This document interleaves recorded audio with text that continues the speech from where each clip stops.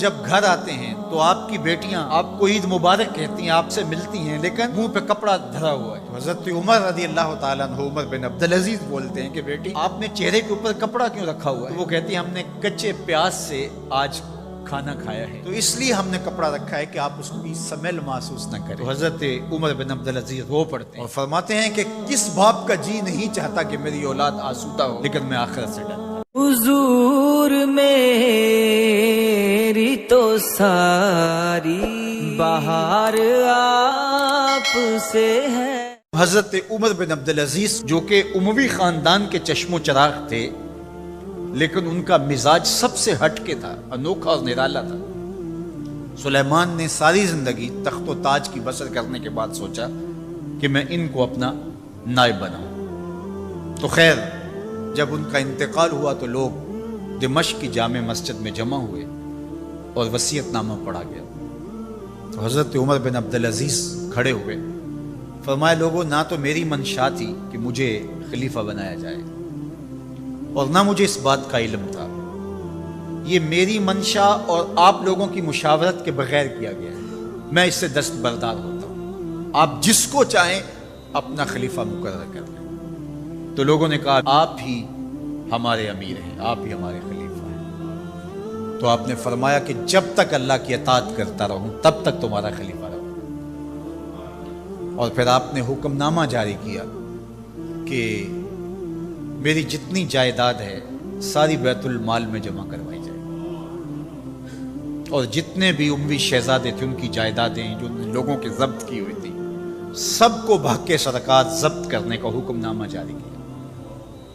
مسجد سے باہر نکلے تو آپ کے لیے شاہی سواری لائے گی، فرمایا میرا خچر کافی ہے میرے لیے۔ گھر پہنچے تو اپنی بیوی فاطمہ بنت عبد الملک سے کہا، جو بادشاہ کی بیٹی ہے، بادشاہ کی پوتی ہے اور 4 بادشاہوں کی بہن ہے، ناز و نعم میں پلی ہوئی ہے، کہا کہ میرے ساتھ تم رہنا چاہو تو تمہیں اپنے سارے زیورات، زر و جواہر، سارا مال بیت المال میں جمع کروانا ہوگا اور فقیرانہ زندگی بسر کرنا ہوگی۔ اب اس پاک باز خاتون نے کہا کہ میں اس کے لیے تیار ہوں، میں فقیری کی زندگی کو ترجیح دیتی ہوں۔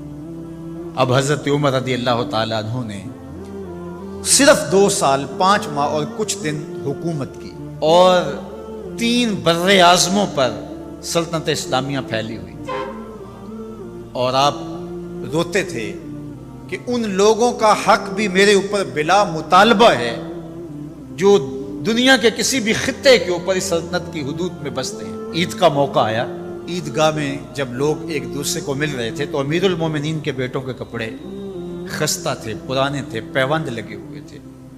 تو آپ نے اپنے بیٹوں سے کہا کہ تمہیں شرم تو آ رہی ہوگی کہ امیر المومنین کے بیٹے ہو کے تمہیں ڈھنگ کا لباس بھی دستیاب نہیں ہے۔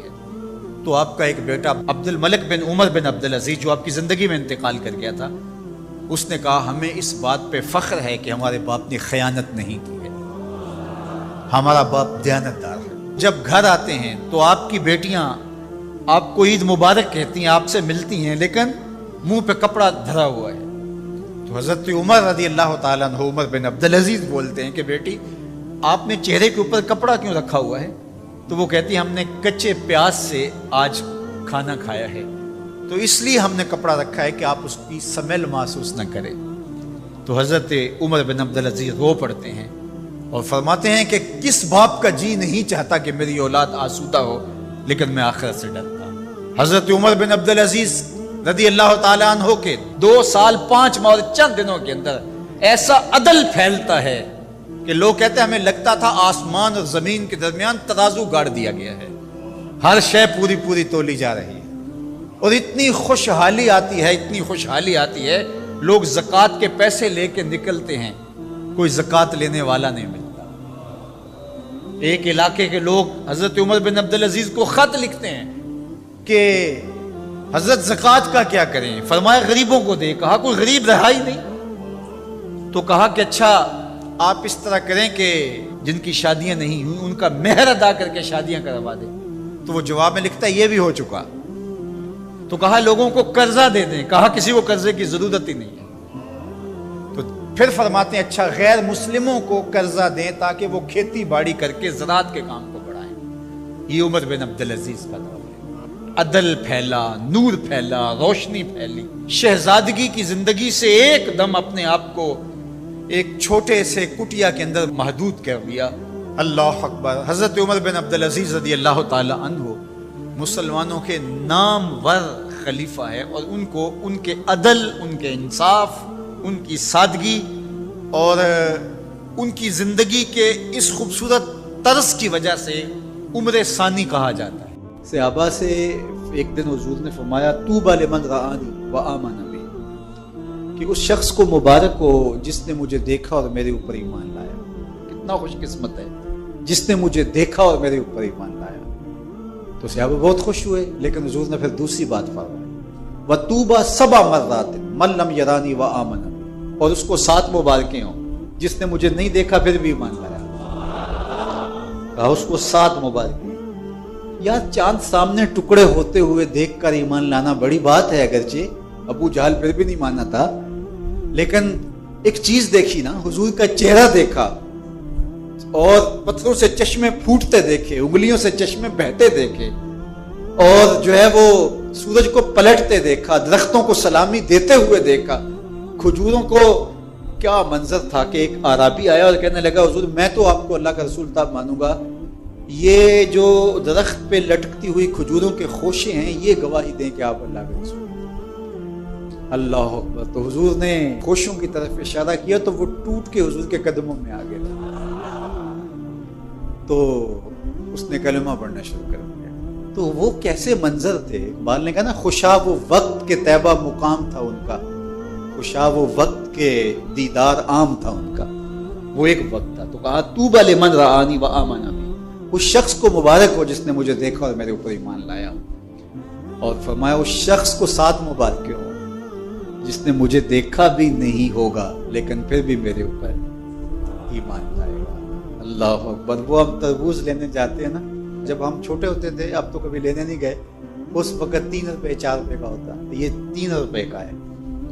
تو ہم کہتے اچھا اس کو وہ ٹکی وغیرہ لگا دیں، کہتے نہیں ٹکی لگا کے اگر لیں گے تو پھر 5 روپے کا ہوگا، ہمارے پہ یقین کریں گے تو لے جاؤ 3 روپے کا، لیکن جب ہم چیک کر کے دیں گے تو پھر قیمت اس کی زیادہ ہوگی۔ تو دیکھ کر کہا کہ اس کی قیمت یہ ہے، اور جو صدیوں بعد میں آئیں گے دیکھا بھی نہیں ہوگا، تو کہا 7 مرات ان کو 7 مبارکیں ہو۔ تو یہ 7 مبارکیں حضور کی جانب سے وصول کیجئے اور خوشی کا اظہار کیجئے، اور اپنی زندگی اسی خوشی میں تقوی کے نور سے مالا مال رکھیے۔